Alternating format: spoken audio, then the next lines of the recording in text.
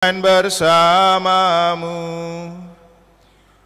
dan bersama rohmu. Inilah Injil suci menurut Markus. Dimuliakanlah Tuhan.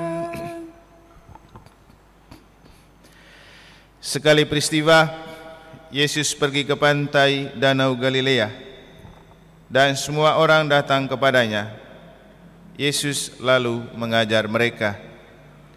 Kemudian ketika meninggalkan tempat itu, ia melihat Levi anak Alfeus duduk di rumah cukai.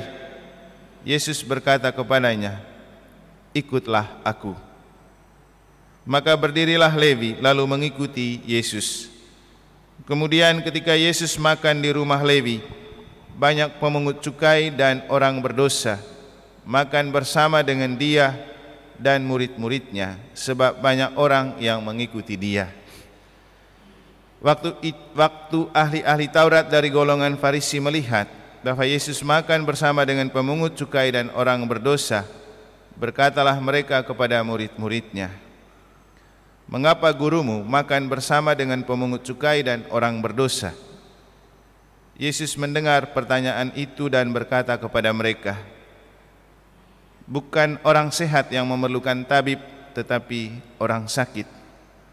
Aku datang bukan untuk memanggil orang benar, melainkan orang berdosa." Demikianlah sabda Tuhan. Terpujilah Kristus. Bapak, Ibu, saudara-saudari, adik-adik dan anak-anak sekalian yang saya kasihi dalam Tuhan, supaya ada kesinambungan antara permenungan kemarin dan hari ini, maka saya mengajak kita untuk melihat lebih dalam tentang tips yang bisa dilakukan agar kita bisa menjadi pribadi yang tidak mempersoalkan orang, tetapi memahami persoalan atau masalah orang. Dalam Injil kita mendengar bagaimana Levi itu punya persoalan.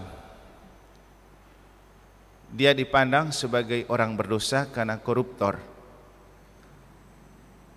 Dalam kacamata dan pandangan orang-orang Yahudi atau orang Farisi dan ahli Taurat, mereka ini orang yang tidak layak dekat dengan Tuhan, tidak pantas untuk berada bersama Tuhan.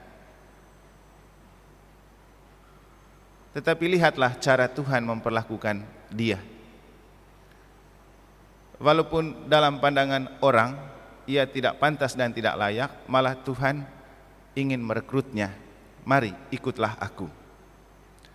Dan Yesus menunjukkan perhatian yang besar terhadap orang yang dipandang tidak layak dan tidak pantas, dengan bahkan mampir di rumah mereka, duduk bersama dan makan bersama mereka. Coba kita membayangkan perasaan Levi, orang yang dipojokkan, yang dikucilkan, yang dipersoalkan, yang dipermasalahkan, tetapi tiba-tiba dihargai oleh Tuhan. Rasanya bagaimana? Seperti itulah hidup kita. Mungkin di sekitar kita ada banyak orang yang merasa diri paling benar, paling suci, seperti ahli Taurat dan orang Farisi, cenderung memojokkan kita, menganggap kita tidak layak, tidak pantas atau berdosa. Tapi caranya adalah kita tetap fokus pada apa kata Tuhan dan bagaimana Tuhan memperlakukan kita. Jadi inilah salah satu tips untuk kita membangun pribadi yang tidak gemar mempermasalahkan orang, tetapi mencoba untuk memahami masalah orang, yaitu fokus pada apa kata Tuhan untuk kita dan apa perlakuan Tuhan untuk kita. Yang pasti Tuhan tidak menilai kita sejelek apa yang orang nilai. Tuhan juga tidak memperlakukan kita seburuk kesalahan, dosa dan kejahatan kita. Karena seringkali saya mengatakan Tuhan kita itu memang membenci dosa, tetapi mencintai orang berdosa. Karena yang paling penting adalah menemukan diri sebagai orang berdosa yang perlu mencari Tuhan sebagai penebus dan pelindung. Dan inilah yang dilakukan oleh Levi. Ia tidak peduli dengan opini publik, ia tidak peduli dengan apa penilaian ahli Taurat dan orang Farisi tentang dirinya. Ia fokus pada bagaimana Yesus berkata tentang dia layak untuk menjadi muridnya, mari ikutlah aku. Dan dia enjoy bersama Yesus ketika Yesus datang mampir dan makan bersama dengan mereka. Jadi kalau mau menjadi pribadi yang tidak terus mempermasalahkan orang tetapi memahami masalah orang adalah kita perlu fokus pada apa kata Tuhan untuk kita dan bagaimana Tuhan memperlakukan kita. Sebaliknya, apapun kata-kata orang tentang kita, jangan kita fokus pada apa kata mereka.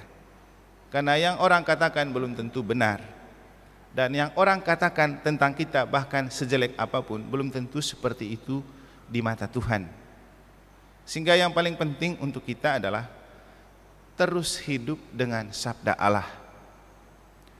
Dan dalam referen Mazmur kita menemukan juga dalam bacaan pertama bagaimana surat kepada orang Ibrani melukiskan sabda Allah itu seperti pedang bermata dua, tajam, menusuk sampai ke sumsum. Kita memang tidak merasakan kekuatan sabda Allah karena kita tidak bisa melihatnya, tidak merasakan langsung pengaruhnya. Tapi coba kalau kita betul-betul mengerti dan memahami sabda Allah itu roh dan kehidupan. Jadi sabda Allah itu roh dan kehidupan. Artinya apa?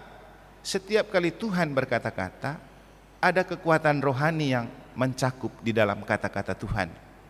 Contoh, ketika Tuhan Yesus mengatakan ikutlah aku, cuma 2 kata, tapi itu punya kekuatan yang dahsyat untuk mempengaruhi Levi meninggalkan pekerjaannya yang mendatangkan banyak uang demi mengikuti Yesus.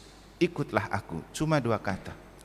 Tentu kalau orang Farisi dan orang lain mengatakan itu belum tentu dia ikut. Itulah kekuatan sabda yang adalah roh dan kebenaran. Tadi saya kasih contoh di susteran, bagaimana sabda itu sangat kuat mempengaruhi keputusan kita.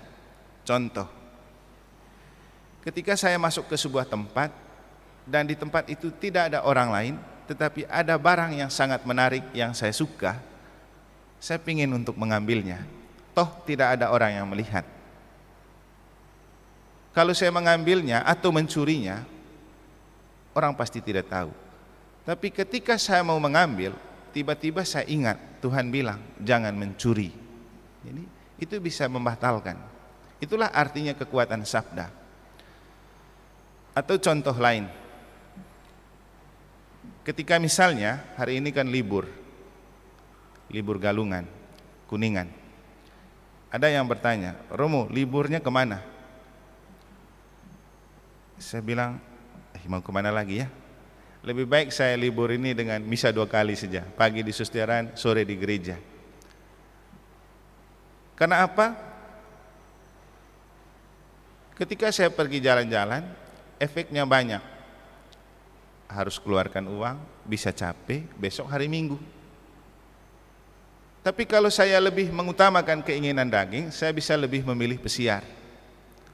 Tapi kemudian ingat, ketika Tuhan mengatakan, coba dahulukan kerajaan Allah dan kebenarannya, maka semua yang lain pasti akan ditambahkan kepadamu.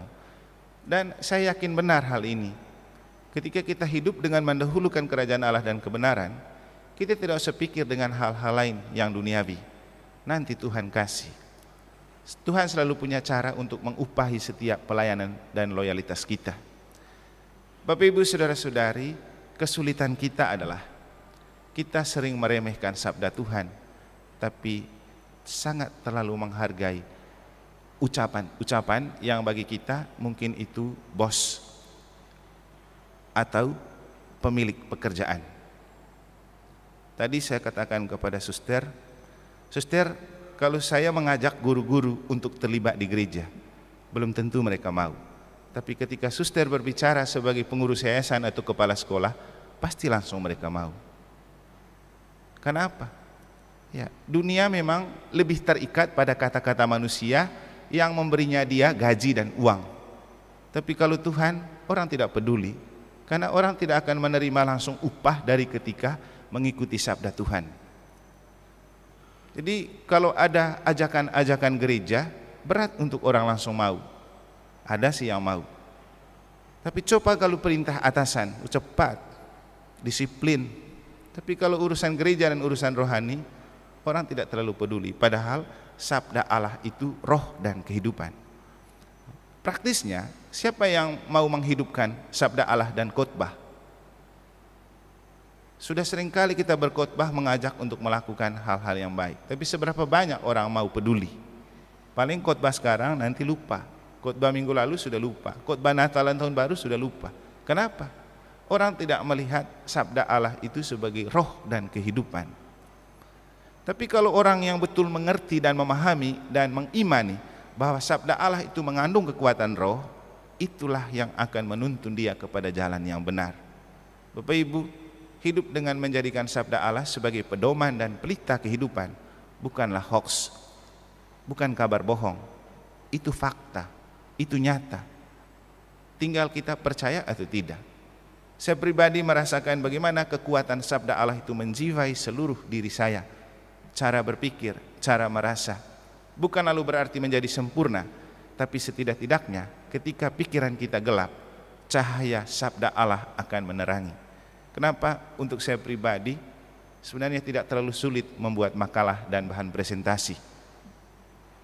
Kadang-kadang orang bilang, Romo kok tidak pendidikan tinggi tapi bisa saja buat seperti itu. Saya cuma menjawab, ya karena aku tidak seorang diri, sebab Bapa menyertai aku.